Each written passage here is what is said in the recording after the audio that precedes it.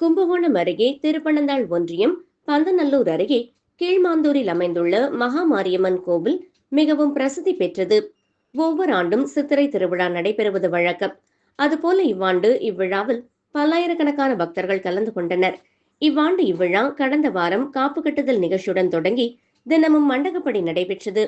முக்கிய நிகழ்ச்சியான தீமிதி திருவிழா 10 நாட்கள் விரதமிருந்து ஆயிரக்கணக்கான பக்தர்கள் பூக்குழியில் இறங்குதல் என்னும் தீமிதி நிகழ்ச்சியில் பங்கேற்று தங்களது நேர்த்திக் கடனை நிறைவேற்றுவார்கள். நேற்று மாலை நடந்த தீமிதி திருவிழாவை காண சுற்றுவட்டார பகுதிகளில் இருந்து 20,000க்கும் மேற்பட்ட பக்தர்கள் தீமிதி திருவிழாவில் கலந்து கொண்டனர். 1000க்கும் மேற்பட்டோர் தீமிதித்து தங்களது நேர்த்திக் கடனை நிறைவேற்றினார்கள். அப்போது தீமிதியின் போது 2 பெண்கள் உட்பட 4 பேர் பூக்குழியில் தவறி விழுந்ததில் லேசான காயம் ஏற்பட்டது.